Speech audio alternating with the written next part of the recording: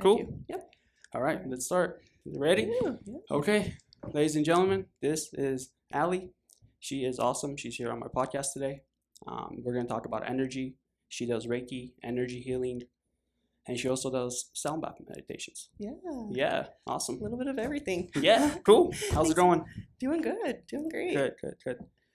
So, tell me, Reiki, I have no idea what it means. Ah, I've asked a couple of people. It's energy healing, but I don't understand how it works. okay. You want to tell me a little more about it? Yeah, totally. It's something that I fell into. Not anything I first saw myself getting into, but really helped me. So I had to learn how to do it so I could help other people. So what it is working to free blockages from the energy field so that we can have our chi flowing freely. Okay. So it's channeling life force energy that comes in through me. So essentially, if we sit down for a session, then my guides show up, your guides show up, and I don't know you, but then they tell me where to help you. I use my hands as the tool to overlay or feel for the energy and to place my hands in positions that help wherever your blockage is to free that up for you so that your energy can come through. So often people are like bringing in that cosmic energy, but we have a chakra out of alignment. Then things don't move past that. And then we go, why can't I create? Why can't I do these things? Well, it's because our energy is not being ourselves. We need to go through and kind of clean some of that stuff up so that the energy can get to where it needs to get so that we can create what we want to create. So just in a simple form. Cool. It works the same with sound bath, right? Because apparently every vibration hits a chakra. Yep. I didn't know that, but yeah, now I knew that. So when I saw you the other day, apparently you were doing the sound bath meditation in like a Epsom salt place, like a room full of Epsom salt. It's Himalayan salt. Himalayan salt. Yeah. Okay. So we have the salt cave at Synchronicities, and it's got over 10,000 pounds of Himalayan salt within the room. So between the walls and all the loose salt that's on the floor. So that's really cool. It's one type of therapy just to be within that Himalayan salt. There's over 80 different minerals in Himalayan salt. So just by being in it, it permeates and helps to really clear our systems and helps to detox. We take in vitamin and mineral absorption through that. Super powerful. In the halotherapy sessions, there's a therapeutic grade salt that actually gets perpetuated through the air, and it breaks it down to a fine particle, so that happens at the same time. That's called halotherapy. So then you're breathing in this awesome salt therapy that helps to increase your immune system, helps to clear out and detoxify, helps you to heal, has been known to help with eczema, skin conditions, psoriasis, so much stuff. Cool. Asthma. Oh my gosh, it's just really asthma. Yeah, because it's breathing. It's helping your lungs to clear out and to be able to have the opportunity to heal. So get free of the obstructions that are in our bodies, and our bodies have a chance to heal themselves. But so often our environment is affecting us in ways that we don't give credit to a lot of times. Yeah. And we need to go through and kind of get a little help to clear out the house, and then our bodies can do the magic that they are intended to do. Magic. I like that. How do you think some people could block out those like negative energies that they need to clear? Let's just say like they're coming in. I think it's like negative news. Like watching the news makes people sadder because it's all like clickbait and it's all bad news. So I stopped watching the news. Okay. And I just became happier. Yeah. Well, our environment is really where we're taking in all of our unconscious sometimes behaviors. So wherever we put our attention is exactly what we're getting back in. So if we're putting our attention in the less high vibrational stuff, then it is the news. It's different fear tactics and oppression techniques that are out there. So if we're paying our attention to that and we're putting our energy in towards that, then that's what we're going to be getting back. That's the law of attraction. That's the manifestation coming back in where our attention's going. That's exactly what we're getting more of. Okay. So people fall into that, not necessarily falling, I guess I should rephrase that, have been brought up into that as the way of being. So we stop questioning if it's right for us, if it's something that we should continue doing. So the first thing is really when it doesn't resonate with us and it starts to kind of go like, oh, that doesn't make me feel good. That's our opportunity to have a choice point to go, do I want to continue with this or do I want to cut this out? So whenever that came up for you and you go, this isn't making me feel good, I'm hanging up the news. Yeah, seriously. Then your time is spent now on other things that are probably more high vibrational. Yeah. I was reading a lot about like successful people, billionaires, or people that awaken, or just everyone in general, and like all paths lead to meditation. Yeah. What are your thoughts on that? Completely true. Because our fast-paced society and our conditional bringing is always telling us what to do next. What's the next thing? What's expected of you? What? And we're on this hamster wheel of always trying to be successful by following through these motions. In the future, you'll get there, blah, blah, blah. Yeah. What about the present moment? This happens when this happens and that happens, then I'll get that. But when we actually take the time to pause, we go inside with that reflection, then we end up getting the best answers and the best course and path for us unfolds. 100%. But we don't take the time to stop and listen to ourselves.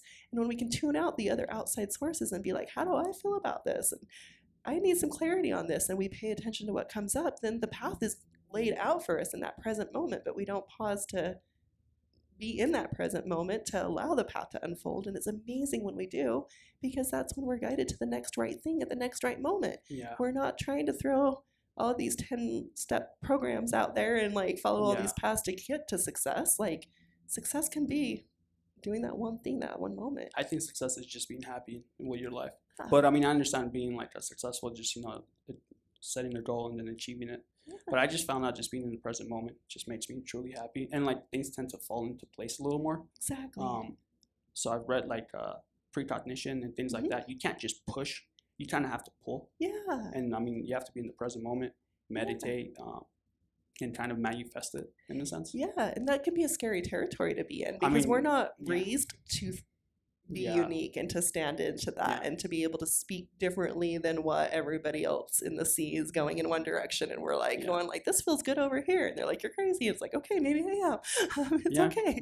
Because it feels good to me. And it's like, it doesn't have to be measured against somebody else. It's authentic to us. 100%. But it's not being crazy. I mean, I talk to a lot of people, especially like that doing energy healings and just see the world differently. And I just noticed that they're not really crazy. They're just seeing the world differently. Yeah. So the stigma is out there that it's crazy, but it's like, no, I wear that like a badge. I'm like, if that's however you want to call it, cool. I'm just me. So like roll with it. But you have to be confident and like be a little, just be in the moment, I guess, to accept that. Yeah. But once you do, you just don't love yourself more. Exactly. And that's where you love yourself enough to honor yourself, that it's okay for someone to have a different perspective. Truths are ever changing and truths are built on beliefs. So as we acquire new beliefs, we're changing our truth all the time. And so sometimes I am the person who gets to show somebody a different way. And it doesn't mean that when their truth is different than my truth, that I try to project my truth and say that this is the way it should be. Like, no. But I'm going to give them an opportunity to see something different. And then if they choose to review their beliefs and their truth systems and they decide that they like some piece that I just showed them, hey, great, then they do. If not, then hey, I'm impartial to that too, because I'm just being me. But I appreciate the opportunities that I have to show other people that it can be done differently. And it wasn't always a strength of mine. It's definitely something I've grown into. Yeah. I think the hardest thing about that is not seeing the truth from your eyes or someone else's eyes, but truly for what it is. Yeah. Just seeing the world for what it really is. That's hard. Like that requires a lot of time, energy, meditation. And you have to kind of shed yourself of like what your, socioeconomic beliefs are, your religious beliefs are, and you truly see the world for what it is. Yeah. So true. And to like release expectation, because we project the expectation 100%. And then we get let down when it doesn't look the way that we want. But we can allow things to be, and the isms, they are what they are. They exist. And so we can see the perspective of them existing, and there's value for everybody at different points. And there's some that we stick with and some we outgrow. That's okay. They taught us something. We're here to learn. 100%. We're here to explore. We're here to experience. It's not about judging if it's right or wrong. Like there's definitely things that we won't repeat. There's definitely things that we prefer to do and things we prefer not to do. But through the experience of trying it, it's not to berate ourselves and say, I failed on that one. It's like, learned I'm not going to do that again. Okay. Figure that lesson out, right? Yeah. And we can look at everything and honor it for the fact that it taught us something, and that's what everything's here to do. It's not to be judged. We really should be unconditionally loving everything for how they are and quit trying to condition people. I love you if you're doing this. I want to be around you if you're doing that. Yeah, I agree. I think before you could do all that, you need to learn to love yourself first, right? Yeah, because our capacity to love, we're not showing up authentically if we don't love ourselves. Yeah. It's the micro, the macro, the inside to the outside. Like the more that we take that time for ourselves, which feels selfish in our societal conditionings, but it's really what we need to do. And that's really where we've had our disconnect, is that we're not getting in touch with ourselves to know who we are. And then we keep trying to fit into molds that are outside in the rest of the world. Once we understand who we are, we can stand in that and be okay with that. 100%. And then we can be okay with everybody else being them because we can accept ourselves as us I agree. without any harm. That I agree with 100%. Okay, so I was in Cancun and I was talking to this girl that did ayahuasca, and apparently it cured her cancer. And she's like, that was my awakening. And she turned around and asked me, what's your awakening? She's like, oh, you meditate 2 hours a day, you're into this stuff. I'm like, I don't really have an awakening. And she's like, but you have to. I was like, no, I really don't. I'm like, I just read about it and I just want to better myself with meditation and other things. What are your perspectives about just awakening and things like that? Good question. I don't think that there's any cookie cutter straight answer to it. Yeah. Everybody finds that in their own organic path. Okay. But I think the big part of that is once we start questioning our reality, we start questioning what we're doing. Yeah. That is the awakening. Yeah. And so it doesn't always become this grandiose thing. Like in her case, yeah, she had a big scenario. So definitely I will say that does happen out there, but we're not all waiting for the big grand something that comes in and does that for us. Is we question the things that we're doing or the things that we've done. And that's, to me, our 3D reality to 5D. We transition. We start looking at the things that we've been doing and saying, like, does this still resonate with me? Does this agree? Do I really believe that? Or am I just automatically doing that? When we start doing that, we are awakening because we're finding what's going on within us and we're starting to discover who we are, what brings us joy, what helps us to paint the world out there that we want to be part of, not feeling like life is happening to us because we have all the control. We manifest our reality, but where we put our attention is how we get that. So our awakening process is this organic nature of starting to unfold that package of who we really are. And that's how we achieve that 5D status. But that 4D is a transitory space in between where we're questioning everything and rewriting things and maybe trying something new and going like, no, that's not me. Oh, let me try it that way. Oh, I like that one. And then we start to create this new reality through that exploration. That's the best answer someone's given me, by the way. Just questioning reality. The way I do it is, people take medicine to heal. And then I read a lot about like Joe Dispenza and the placebo effect. And I'm like, well, if your mind can heal you, why can't you do it to yourself? Like you're tricking yourself in a sense by giving you like a salt pill and saying it's like a cure for cancer and people just like accept it and then they heal. Yeah. Why can't you not do it to yourself? And I read about it. I read a bunch of studies and I was like, well, if you could do that, then modern science, I don't know, they haven't figured something out yet. Yeah. They haven't figured, or maybe they have, they don't want to let it out. There you go. Yeah, I put my money on that one. Yeah, probably there's a lot of money in pharmaceutical companies and there's no money in helping people. Especially for free. For free. Especially when it can be just a matter of tapping into that quantum field, pulling in that higher vibrational energy, removing those lower vibrational densities from our field, maintaining that higher vibration. And when we're vibrating in that higher state, we're moving faster through time-space. Things can't stick to us the same way that they do when we're moving in that sluggish, lower density and vibrations. I think plant medicine has definitely a time and space, but one thing that I do see a lot of times are feeling like that's the only way. It might be a beautiful way to have somebody feel that for the first time, but that is not the end all be all. It is to give us a sense sometimes of that potential of being there, but it can be sought through by connecting with nature, through meditation, through positive thinking. How we change our lifestyle to maintain that. So for some people, maybe that's their breakthrough of being able to actually put the humanness aside and step into, oh my gosh, there's something bigger out there. But I do see a lot of people who feel like plant medicine and their ceremonies are the only way to connect. And that's putting a cap on our potential. Yeah, 100%. I would think you would want to try multiple things. If you have a sickness or something like that, you want to try all avenues, Yeah, definitely. So I actually found my healing journey.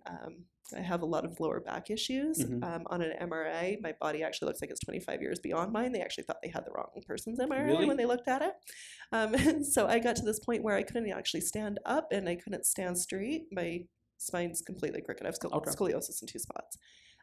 So I was going through the medical field and they were giving me the muscle relaxers and the different stuff and all of that. And 2 years and physical therapy and all this stuff later, and I wasn't any better.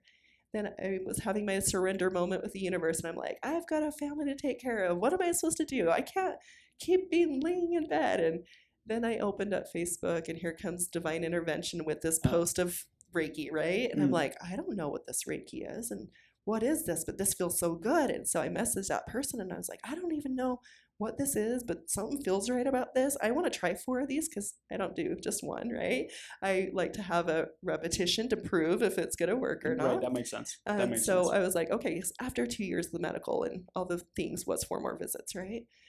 So I signed up with him to do just 4 sessions because he was starting his business. So it was a very vulnerable post of going out there and saying, hey, I'm doing this new thing. And I just was so attracted to it. So in those 4 sessions, I ended up feeling better than I had in the 2 years because the science of the medical side was treating the symptoms. But there was a lot of energy blockages. There was a lot of weight I was carrying on, taking the whole world. I was a single mom for years, and like programming those behaviors of protective space and like, I need to do this. And if I don't do it, it's not going to happen. So that wore on my body. And I didn't know that at the time. Well, right? The medicine and everything too, right? Yeah. And so by the time I detoxed through that, I had these 4 sessions with him. I felt better than I had in the 2 years I'd been doing everything else. Really? So how long does this, like within a month? I did 4 weekly sessions. 4 weekly and sessions. So once a week? Yep. So within a month, you felt better than you did in 24 months? Yep. And that's so awesome. With that, I was like, dude, I don't know what you're doing, but I've got to keep this work going and I want to figure out how to do this. And so I definitely had to still work on my healing journey. It took me about a year of still like working through to be more functioning as I am today.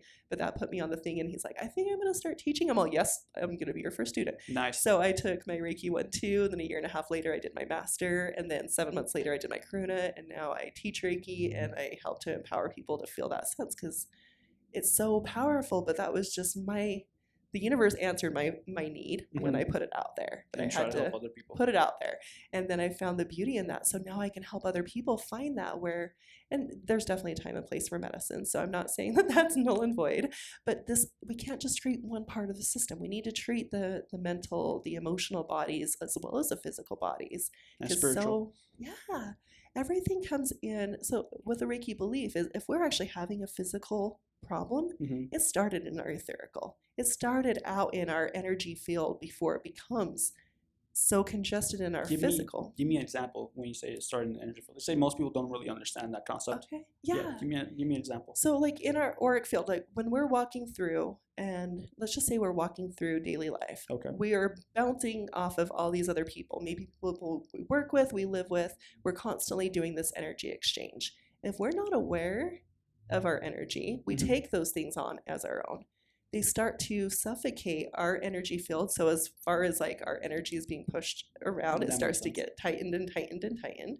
It starts to really close in certain areas. We can learn to not helpfully process emotions, and we can learn to say, I'm just going to ignore that. I'm just going to ignore that. That's what I started doing with the news. Oh. So I'm in sales and like I have to give it 110% every day. Yeah. So I noticed myself every morning I would wake up, I would just watch the news and it's all negative. And then I'll have to carry that with me throughout the whole day. And that's not really healthy. So when at all. No, it's not. And so when you take that on, it weighs you down, right? And when we're aware of our energy, we feel that kind of putting the wet blanket on. Yeah. And then we chose to put that wet blanket on, and then we wander through life and wonder why like it's not feeling as good as we want it to because we chose to put that on in the morning. Okay. When we recognize that and we go, nope, you got to get parked right over there because I honor myself enough to not go there, or I'm choosing to direct my energy elsewhere, then our energy stays open and flowing. When we put those wet blankets on, especially when we do it over and over and over and over again, we start to create physical problems. So people, a lot of times with like organ issues or different diseases, their energy flow is getting obstructed from that particular area. Can you twist that around and do the complete opposite to heal yourself? Yeah. Right? I mean, exactly. That's the process, yeah. Exactly. So through our awareness, we allow the outside things to happen, usually more unconsciously, or sometimes consciously, but a lot of it is unconscious. As soon as we put our conscious awareness in, this is my ailment. I am going to love this piece of me and send that positive vibration. That's where Reiki can come in because we're using our hands to channel that energy to those areas. And then it frees up that flow. Area, okay. Then if everybody's energy gets to start flowing back to that area, then it's no longer a problem, right? It can start to heal itself because we've had to clear some stuff out and give it a little love where we've ignored it in most cases. So let's just say someone totally doesn't believe in Reiki at all. Can you still help them with energy, or it's kind of like one of those things where you have to kind of like open yourself to it? It does still work. It does still work. Energy It's, I mean, I know as far energy's as- there, Yeah. but sometimes people have to be receptive to it. Well, it will work better if It they will work are. better. So if I send Reiki and they're not receptive, it's not lost. It's going to just be in their energy field for them to choose to accept it. Okay. If somebody's actually to the point where they're coming in for a session and still on that skeptical sense, Mhm. they're some of my favorites.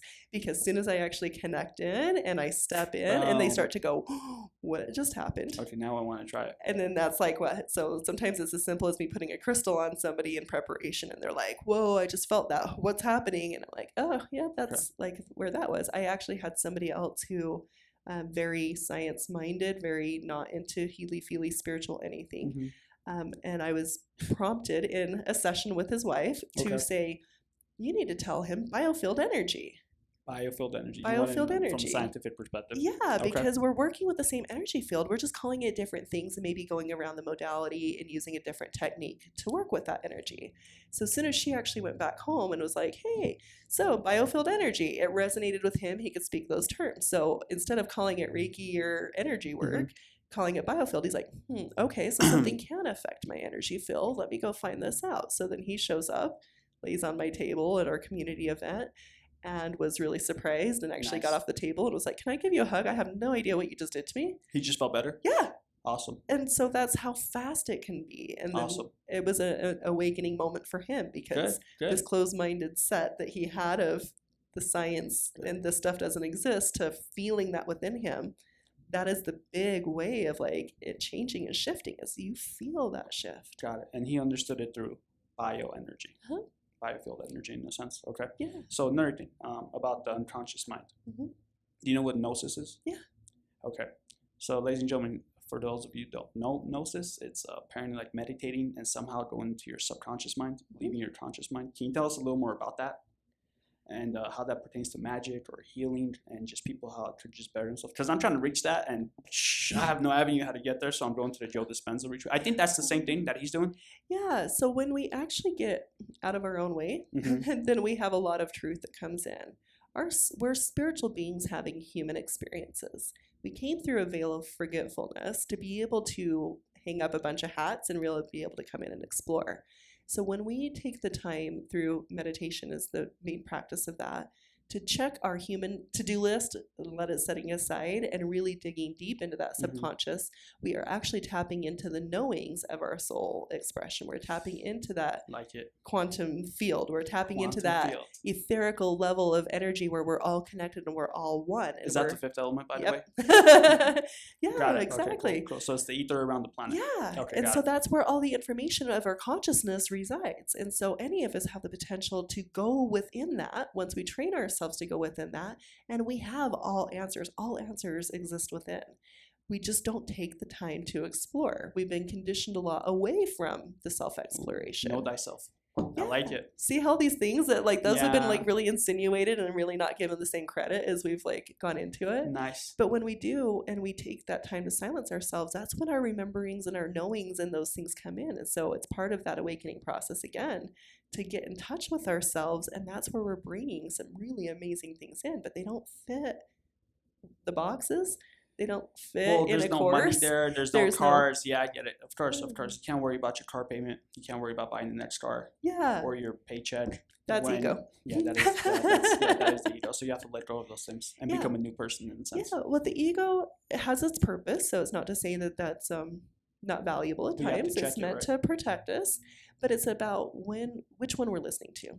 So we let our heads calculate, predict, and plan based off of everything that we've known, done, seen, and a lot of times that's what stops us from taking action. Okay. But when we actually drop those thoughts, questions into our heart space, our heart gives us different answers.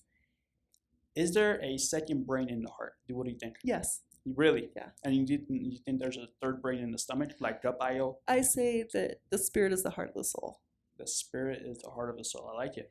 I like it. But there's a lot of like emphasis now that there's a second brain in the heart. Yeah. What do you think of that? No, I really do. Because that's when we think and navigate our life from our heart space, we're in alignment. We're doing the things that resonate with us. We're doing the things that flow well with us. They're in harmony. They're in our alignment. our head stops us a lot of times from taking actions that our heart Yeah. is trying to guide us. So we're learning a lot to get out of our head and to drop into our heart. So I actually tell my clients, like, drop it into your heart. Like, if you need to physically imagine pulling it down into your heart and asking your heart how you feel about it, it could be a good practice to start walking down that path. Because as soon as we realize, if you actually take and ask yourself a question and you are paying close attention, your heart gives you the answer first. About 7 seconds later, your head kicks in and then starts to give you the contingencies and planning and algorithms of all That's of your that. prefrontal cortex. Yeah, and so then that kicks in, and Second-guessing then, you. Yeah. then we start to go, oh, no, you're right, I'm not worthy. Other people do that. Oh, that doesn't really exist, or whatever. We start to sell ourselves, and it stops ourselves short. But when we can check the ego in that fashion and say, hold on, no, my heart feels good about this. I'm going to go explore this. And as we step into that, we find that path and that flow just opens up, and we're doing the right thing at the right time, the right places, and all of the other stuff happens. We just don't have to plan it. And we you don't have to flow it, right? You just let it flow in a sense. Okay, got it. It's a little hard to explain because I've tried that many times. I meditated like with a question about an hour or two, and then like throughout the day it just came to me. Yeah.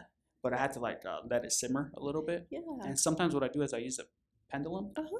That works wonders because I'm tapping into my subconscious. Yeah. I read about it, like there's like energy with the universe, but at the end of the day, I think you're really tapping into your subconscious. You are. You're tapping into your own energy, and you're getting answers that your humanness isn't getting involved in. Your head's not able to sway that. Same thing with muscle testing. So I work with emotion codes, so that's really fascinating when I'm muscle testing someone and they don't believe that it's possible, but then they see their body actually giving these positive and negative responses. That's a fact. Oh my gosh, it's so true. And so I take all my vitamins, everything. I'm muscle testing everything. Like, do I need this today? Yes, no. So when we learn to trust our intuition, and these can be tools and different methods of doing that, then it's easier for us to stay in that flow state. And once we start, and sometimes that's exactly where the tools come in, because we get to physically see that. But that's happening. crazy. The first time I did it. So for those of you that don't know what a pendulum is, so it's, I mean, how do you explain it? It's something metal. I bought it from Amazon where it has like a copper feel to it at the bottom. It's like a string kind of thing, but it's metal. Yeah, they can be made of multiple things. So they can be crystal or acrylics, different. Or acrylics. Yeah. So you put it over your hand and you ask yourself a question. First, you have to find out which way is yes and which way is no. So it goes up or down or left to right. And then you ask yourself a question, and it will just literally move on its own. But it's actually your subconscious and your energy field moving it to guide you in the right direction. But that stuff works wonders. Exactly. Like I was shocked. I was like, after that, I was like, all right, cool. I need to really find out what this is. Yeah. So pick one up, and I honestly use my pendants. Nice. So a lot of times I'm not using a tool of having a pendulum with me, but at the times that I need one, my spirit team's like, you're always wearing a pendant, so just pull it off. So when I need it, I actually use it to check for portals. I use it for all sorts of different things. Check for portals? What do you mean? Energy portals between other dimensions into space that we now might we be residing quantum in. mechanics. And that's I think that's the way science and just logic could get into, I guess, the spiritual realm, what you just said. Yeah. So I think the back door through magic and science, or magic or science, boom, is quantum mechanics. Yeah, it really is. Yeah, because there's a lot there. And I mean, what is it, the Einstein-Rosenberg bridge?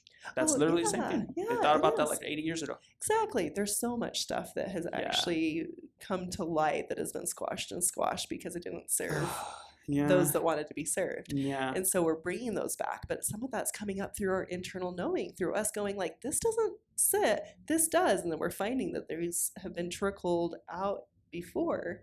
There just hasn't been the momentum behind bringing it to actuality and allowing it to be a constant new way. Got it.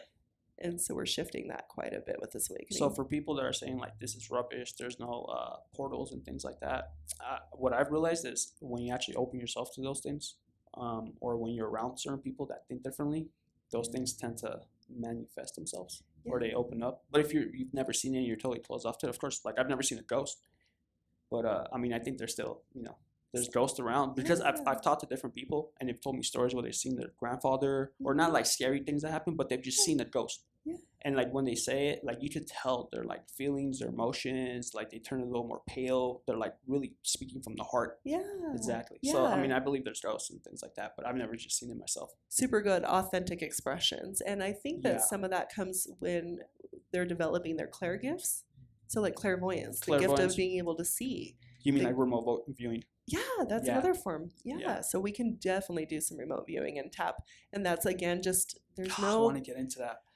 past, present, and future, right? Time is all existing at the same. Yeah, and so we can really take and transport our energy, our consciousness to another space and actually view what's taking place over there and bring that back. So With clairvoyance, when somebody's looking, they could see more than just the physical realm. But that's a gift that not everybody has. We all have some clair gifts. Some of us might see, feel, sense, or have the sight.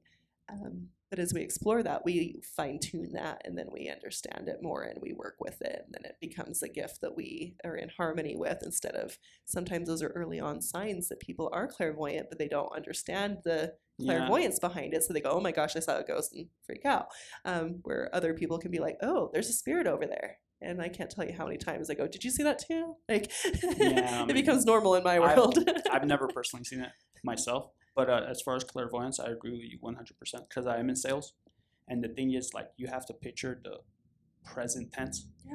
And you imagine how it looks. And you imagine how it will feel. And what sensations you have. Yeah. And the emotions. And then you reach out with a rope and you just drag it to your present tense. Yes. And like more often than not, it becomes true. Yeah. But that's crazy. But it works in a lot of ways too. Like I really wanted this car that I have now. About a month ago, I bought it. And I really thought about it. It was like $8,000 over market price. I'm like, I'm not going to pay that. So whatever I did, I meditated and I went to Los Angeles. Somehow I found this car and they're like, you'll get it in a month. And I was like, okay, like I'll deal with that. And I'll pay just sticker price. No problem. And then he calls me the next day. He's like, you know what? The same exact car that you have, the same model, the whatever, specs you want, what color. He's like, it's here. If you want it, you can come pick it up. Boom. I just went and picked it up and drove back. Awesome. Yeah. I love that. That's how we manifest. Do you think that's magic in a sense? In a sense, yes. Okay. Well, our humanness perceives it as that, but it's not out of our control. Yeah, it is completely I like that. In our control to manifest that. So what we are doing in those moments is we're having the gratitude for it as it existing now. We're not coming from a sense of lack. We're not saying that's one day in the future. That's one day, someday when I can afford it. We're saying I am holding as if it's now. I have the gratitude for this amazing thing that I want. So especially when it comes to materialistic things, it's that action that is already here, that has already happened. And as we have that gratitude, that's what's going out. And that is actually what brings those things to us, because we're a vibrational match for it. And that's how things can happen so fast. So we go, oh my gosh, that was a miracle. Yeah, that was a... It's like, no, we really believed it. Yeah, I kind of manifested. Because, even like a month and a half before I planned it, I was going to fly to Cancun, relax for 2 weeks, fly to Los Angeles to see my parents, buy the car, and the same color I wanted, the same car, it's outside right now, and drive it back. And that's literally what happened. Awesome. Yeah, people that don't understand will call it miracles. For me, I'm like, cool, you manifested that. I mean, I was like, because you really got into alignment with your heart, and you said, that's really what I want. I kind of did something similar. I have a lot of classic cars, so I don't buy new cars, right? And my daughter was in preschool. We only had her in preschool for like 3-4 months, and I pulled up, and I was picking her up one day, and I looked at this Equinox, and I was like, I really like those Equinoxes. I'm going to have one of those one day.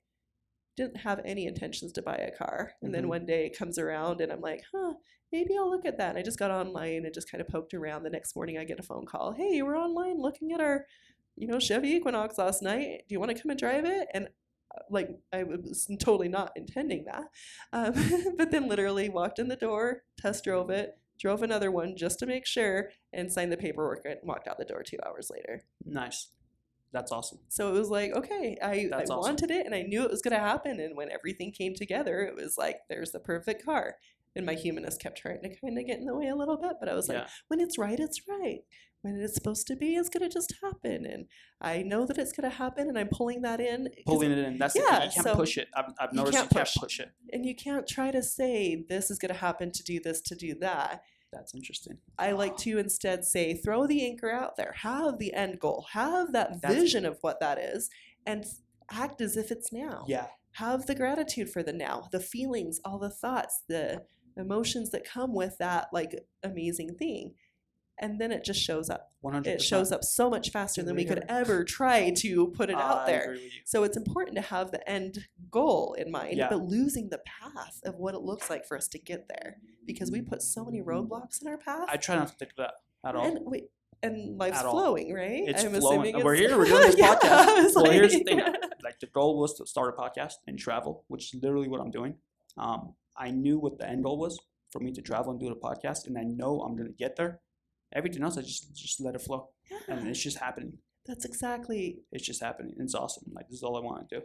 That's when we're letting our heart guide the way, right? Because it was Yeah. a passion of yours. It was something that was Yeah. going to bring you joy and something that you wanted to have more Yeah. of in your life. So when More. you put that vision out there and you're like, that's going to feel really good and I'm going to be able to help all these people and it's going to be awesome to have these amazing conversations. And Yeah. like, that's the feeling that was going out. So the universe gets to turn out and be like, hey, that's what he's asking for. And I'm genuinely curious and just want to learn more about things that honestly just modern, schools don't teach. They don't really teach like No. energy.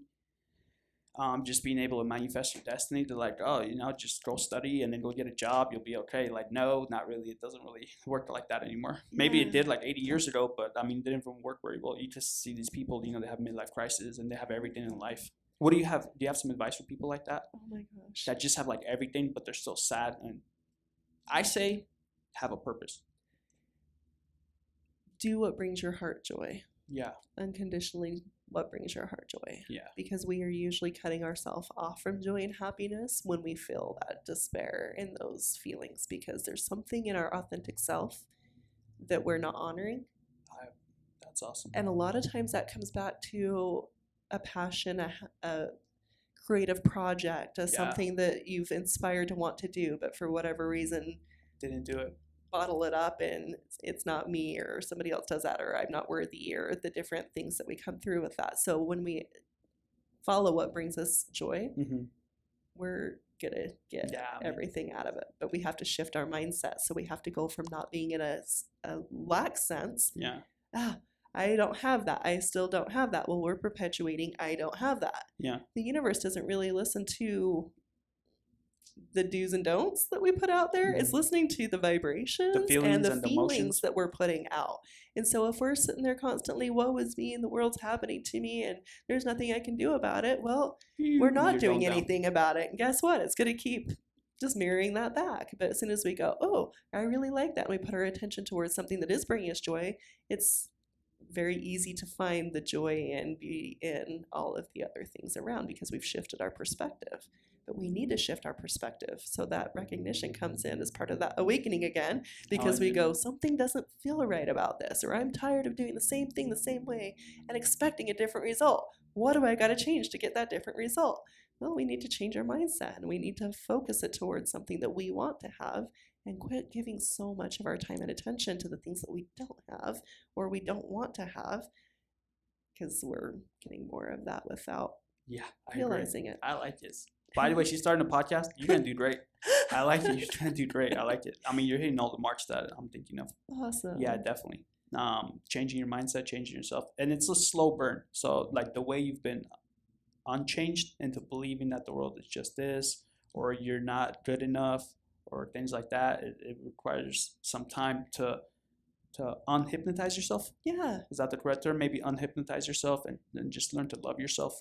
Yeah. And things will just happen for you. You're reprogramming Reprogramming. conditioned behaviors. Boom! And Joe so- Dispenza. Yeah, Love that's it. like totally what we have to do. So the first thing is the awareness to go, oh, I don't like that. Then another important thing that I think is just hugely important and maybe not spoke to enough is understand that there's going to be a roller coaster ride. Yeah, of course. It doesn't just switch overnight because you're just like, okay, I made this decision and it's going to go with that. So we have this default program that we go back to. It's the safe spot, right? And it's trying to be like autopilot. And then we're trying to change and do something new. So when we're consciously putting the energy towards that, we move it to another spot. But autopilot can kick in again and we can find ourselves back to where we were. So it's not about berating ourselves of, oh my gosh, I failed again, or that didn't, this isn't working. No, it's just the recognition of, oh, I fell back. Okay, nope, this is not where I want to be. Let me climb to that higher peak again. And knowing that that ebb and flow is going to be there as part of that transition process. So often I find people start that path and feel defeated the first time they slide back. Kind of like a falling off the wagon. Is that thing. because they're afraid to go to the unfamiliar future, in a sense? Or they're afraid they don't believe in themselves? What do you think that could be from? It can be a combination of both. Okay. Part of it is creating the new habits and the other one just being the default. So autopilot kicks in, how we handle a situation. when we're creating something new, we have to consciously kind of stop, take that 5-second pause and say, this is how I'm responding. If we don't do that 5-second pause, then autopilot kicks in and we outlash or do the normal default that we're trying to break. So just recognizing that we have that ebb and flow, because things don't just switch overnight. We need practice to make a habit. So when it happens, we just gently bring ourselves back to the awareness and shift that energy and go to that positive. Because sometimes what I find out a lot in my clients is they'll berate themselves over and feel guilt and shame about failing. But we don't get to fix anything in one fell swoop. I mean, maybe there's a weird thing you can throw the dart at and maybe hit that 1 in a million, but everything really takes practice 100%. and new programmings and reiterating and that positive reinforcement. And when we start to have some of those things successfully work, then we gain momentum and it starts to happen more and more. But when we're in those earlier stages, we're still ebbing and flowing. So we're not quite sure if we trust it yet. But this is like what we know. And so we have to really consciously bring ourselves back to the exploration of trying something new, but understanding that it's okay that we go back and find out where we were, because what we actually get to do is look and go, ooh, I've come. Okay. I didn't go as far down as I was before. Cool. I've come a little bit. Okay, cool. I want more of that. But you want progress and it compounds. Exactly. And so to recognize the progress and not feel defeated by a failure, but recognize, oh, hey, I caught myself, right? Like, cool, that was 5 minutes later. Yeah, I wish I wouldn't have started that, but hey, I only went 5 minutes instead of an hour into that fit, right? Or a tantrum, like sometimes the things that we want to outburst. Or sometimes like if you don't want to drink or just don't want to drink during the week. I mean, even if you open a beer and you just have a few sips and you're like, wait, I don't want to drink it, and you just dump it out. That's still progress. Yeah, it is. That's definitely progress because you catch yourself. Yeah. Which I've done multiple times. So we need to celebrate that, right? Yeah. Like we think of sometimes these milestones as being these huge pivotal moments, but no, it can be just the fact that we did one thing different today than we did before. Mm-hmm. And I find a lot of that can help with gratitude. So at the end of the day, so often we go to sleep thinking all the things that we have left undone, all the things that went wrong throughout the day, and all of the things that are going to be waiting for us tomorrow. I meditate an hour before I go to sleep, so those things aren't in my head. Beautiful. What's in my head, I just tell myself, I'm just going to have a great night's sleep and wake up and kill it tomorrow. See, so you've switched that. Yeah, but it took a while for me to get there. And plus, like, imagine you have a day and, like, the whole day you're busy and then you have to dedicate an hour before you sleep. It's a little hard. Or at least it was hard. Now it's not hard at all. It's just like, this is what I'm doing. Yeah, because I know it's I don't have my time. Yeah, like this is what I'm doing, and I'm doing it because I know it's going to better me. Well, and even just as a simple practice, because not everybody has all the time to meditate or needs to develop the practice for that, but to stop and just reflect on the day and think of 3 things that you're grateful for, and let that be your final thoughts. Something that is in that positive context. So when we have the meditation, we're tapping into ourselves, and we are kind of doing that same introspection, but we can just simply go, oh, this is good about my day here, here, and here, and leave. Tomorrow's stuff's going to still be there tomorrow. Yeah, we don't have to let it keep recycling in our head and be the last thing that we think about. But when we can switch that to a positive mindset of the gratitude of what's taken, and maybe the gratitude that we made it through the day, that can be okay. Well, here's the thing. Some days are like that. Yeah, some days are like, I mean, everybody has bad days. Yeah. But here's the thing that you should remember. We have 100% success rate for getting through a bad day. You're alive. Yeah. You made it through. Exactly. No matter how bad it is, you're in debt, your credit card's maxed out, you might have a place to live next month, you made it through. Yeah. You wake up, just charge through tomorrow. Exactly. Be your best self. If we're better each moment than we were the moment before, that's enough. Ooh, I like this conversation. Wow. I do, but that's good, you know? That's good. That's awesome. It's like we measure so often ourselves against everybody else. Okay. We only need to measure ourselves against ourselves. Exactly, that's what I did. And that's where our power lies. The thing is, don't be a finite player, be an infinite player. Yeah. Be an infinite player. Try to be better than you were yesterday. Yeah. Just a little bit better. And know that we have good days and bad days. Yeah. And some days maybe we're not showing up as our best self, but that's okay because tomorrow's going to be better than today was. 100%. I like it. I like it. Okay, so for me, when I meditate, I tend to wander off a lot and I have to catch myself, but that's just the whole process. Do you have any advice for me personally?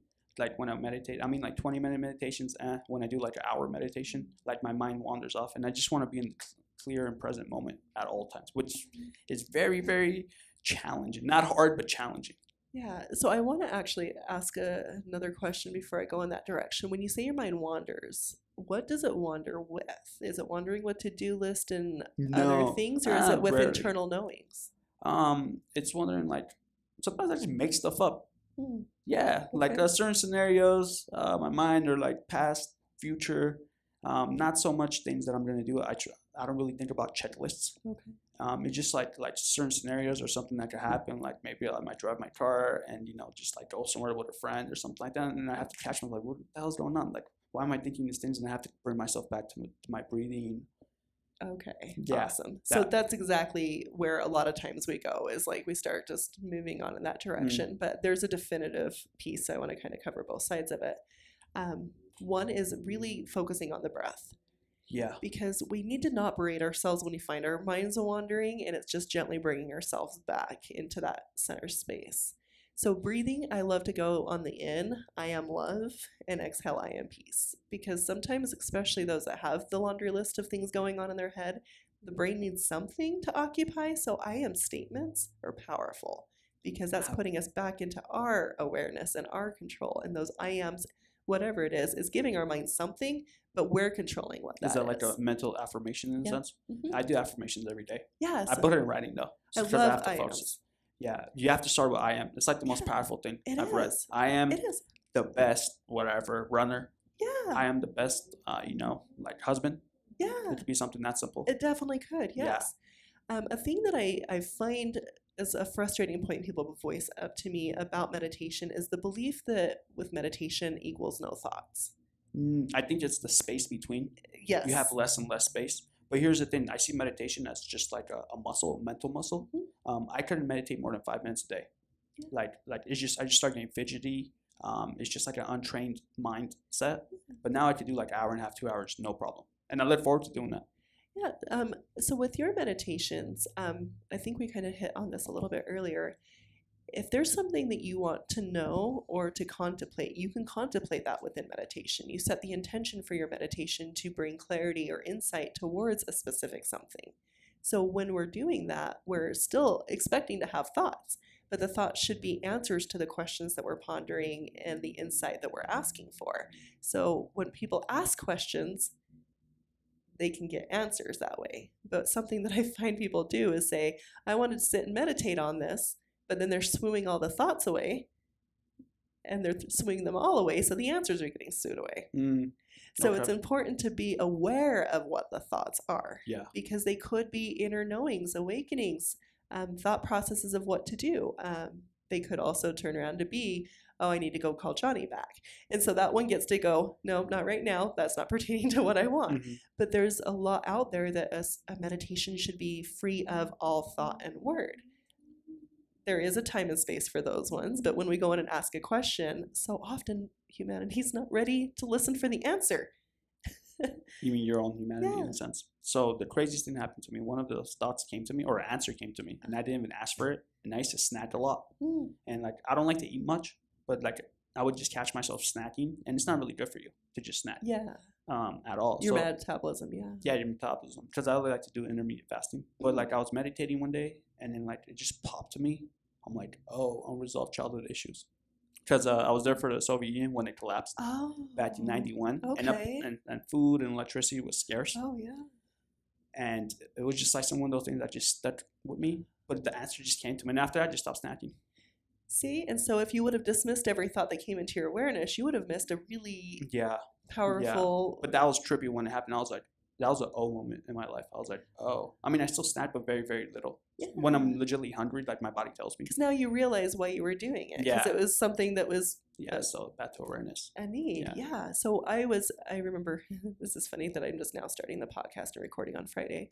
Because about 5 years ago, I'm sitting in meditation and I'm told, you need to create YouTube videos. You need to share these pieces of information. And I'm like, I don't get on the camera.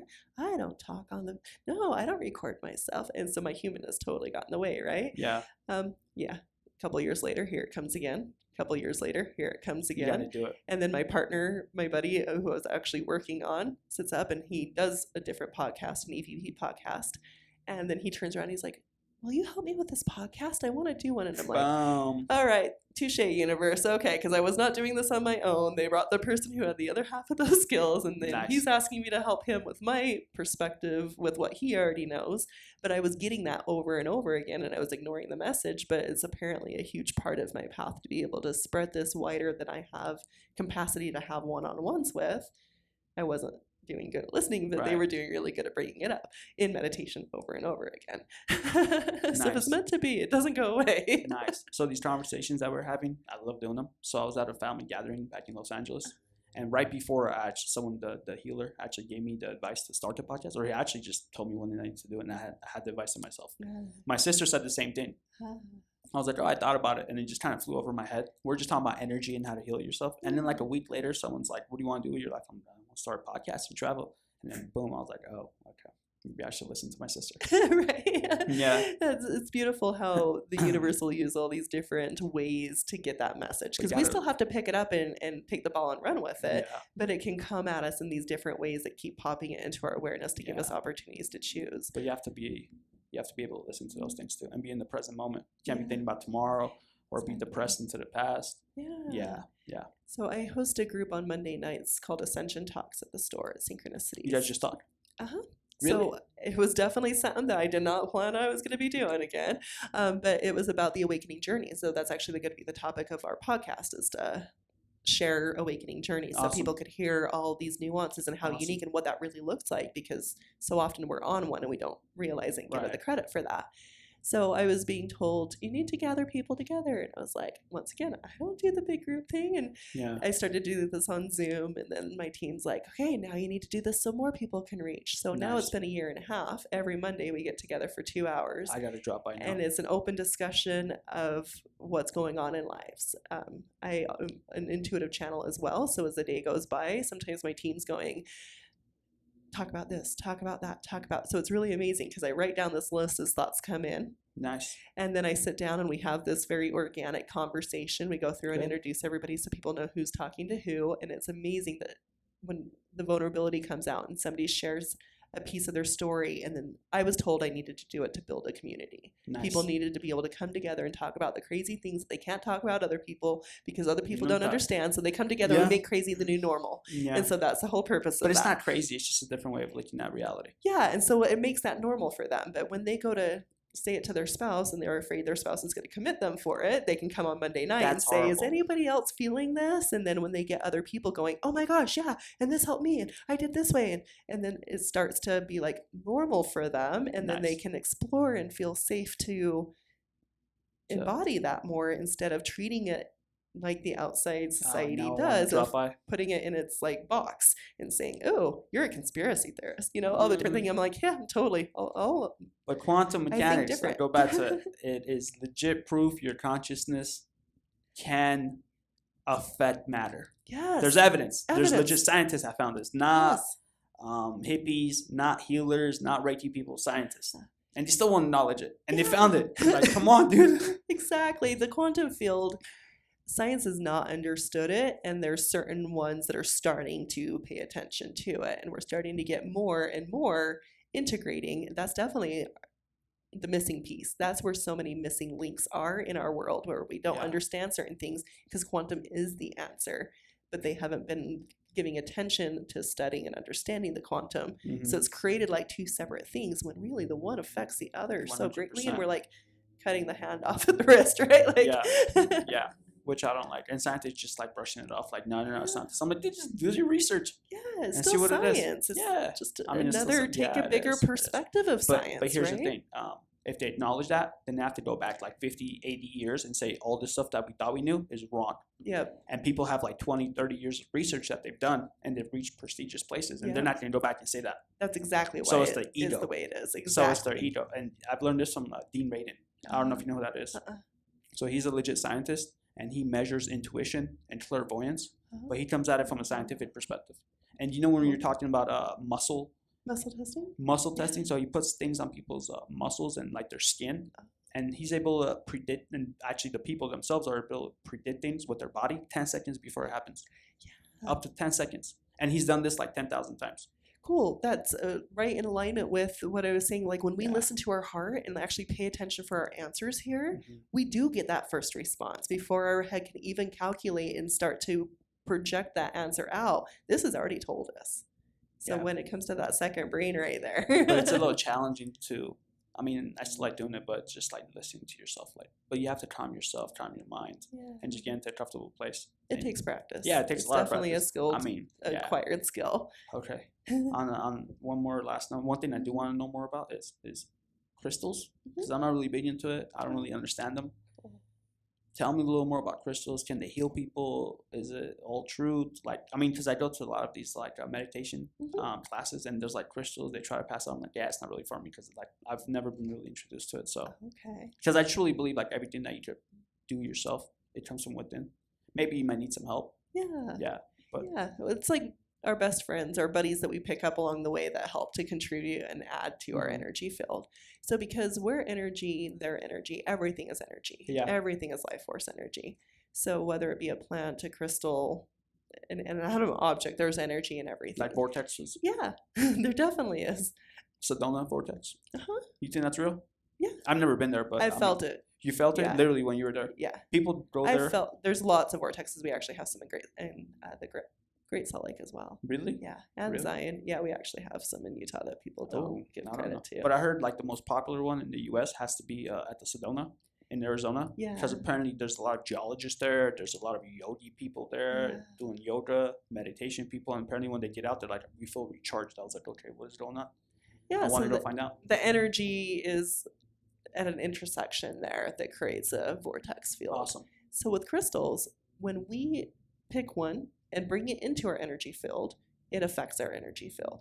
Just like if you and I are sitting next to each other, you're affecting my energy field. Right. So when we consciously work with crystals, we're choosing to work with that crystal. That crystal has its own energy and its own vibration and frequency. They all do. So when we're bringing that into our frequency field, we're adjusting and modifying so they can help us. Okay. They can help us calm. They can help us to have focus. They can help us to have protections. They can help to transmute emotions. Selenite's especially a good one for that. Which one? Selenite, That's the wood motions. it helps to transmute energy. So Transmute all sorts energy. of things. Okay. Because a lot of times we're picking up all of these other things. They're in our energy field. So by having a selenite with you with the intention that it's transmuting and clearing your energy field, things aren't getting able to be stuck in your energy field. It's constantly like moving Makes and sense. shifting that for you. Makes sense. I just don't like the fact that I have to rely on something else to help me with my energy and things like that. I just like to do it myself. Or if there's someone else that could help me learn to do it, like do Reiki or something else. But I don't know, me personally, I'm sure it could help, but I don't know. I mean, I'm totally open for it. But I just like to rely on myself. Like I can be my own healer. I can control the universe around me. So a crystal, I would say, is going to be very similar to you picking up a pendulum to ask a question. They are two tools. So what you're doing when you're choosing to work with a crystal is you're choosing to bring that into your energy field and welcoming what it's contributing. Nice. Doesn't mean you always keep it with you and you're always working with the same one. So I intuitively select the crystals that I'm wearing each day. Nice. I am the crystal queen. I have No, that's cool. I'm not. my sound baths are actually crystal meditation. So I actually teach people to intuitively select the crystal Okay. and then to work with Now the you guys crystal. show me how to do it. I mean, I'm totally open to trying new things. Yeah. Like you can't just shun it away. But at the end of the day, I just like to be like, I have the power within me to do it in my own mindset and things like that. I don't like to rely on other things, but I mean, if it helps in the process, like pick it up and then put it down later, why not? Yeah, so that's like choosing not? to work with that, right? So when you're choosing to work with a crystal, it's like choosing to pick up the pendulum. It doesn't Yeah. need to always be there, but what you're doing is It's going, hey, I'm going to be going through this today, or I could use a little help in this, or hey, I need to process some of this, and this is going to be a little heavy or dense, or I'm going into a situation that doesn't feel like super high, like I want a Yeah. little protection with me. So your power is to choose to work with that crystal. Okay. It's not just jumping out and hopping in your Okay. pocket and Yeah. not giving you free will to choose. Yeah. You're actually going like, hey, you are going to contribute to this, and this is something that I want to work with today, and you're bringing it into your field and allowing it to contribute what it does. Yeah, I agree. Like my pendulum in my room is collecting dust right now. I asked you a question like, I don't know, once a month, once every other month. And I was dating someone, and they're perfect on paper. Master's degree, beautiful, this, that, but we weren't really clicking. And I felt they wouldn't really make me too happy, so I asked the pendulum. And It was like, don't think you date this person? And it was no. I was like, damn, I knew it. Like, why did I ask the pendulum? But I knew the answer inside anyways. Like, I just didn't want to face it in a sense. Like, but then I had to let that simmer in. Like, why would I not want to face that? Well, and that can be a good validation because we can definitely sit in that question for so long and we can hear so often exactly what we need to do, but be reluctant to take it. So that's exactly where I find that time and place for those outside tools, because we do have all the answers within us. Outside tools. But when we bring those outside tools in, we get to allow it to shift us. And then that gives us the awareness to be able to know. And so sometimes by bringing a crystal into our energy field increases our productivity. And when we need it, we're like, okay, well, now I've experienced that. A lot of times what I can actually do is just imagine that crystal in my presence. It doesn't have to be there. Nice. But because I've felt it before, I know it exists and I can go back to that time and space. But if you don't feel it, how easy is it to grab a hold of and do? Yeah, pretty easy. Super easy.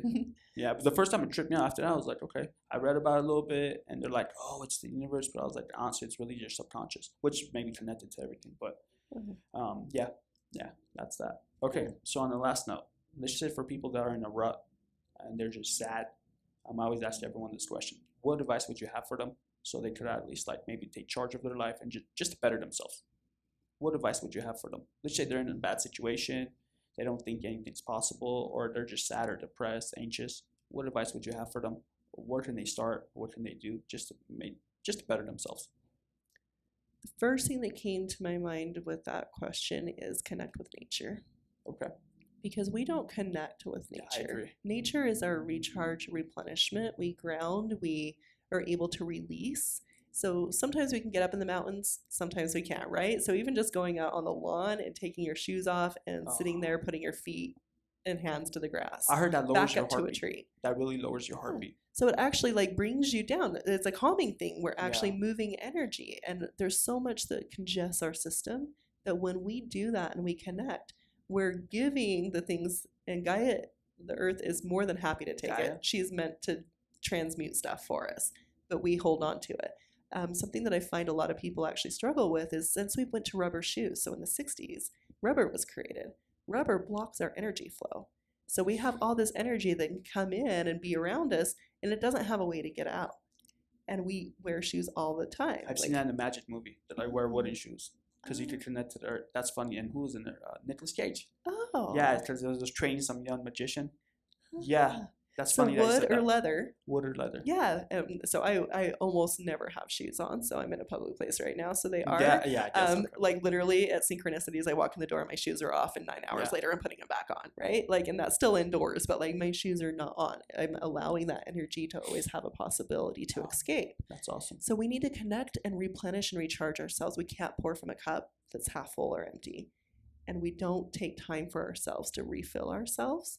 And we really need to do that. So by grounding, connecting with the earth, it gives us the chance to let go of what isn't serving us, to allow us to feel those good vibrations. The trees are contributing.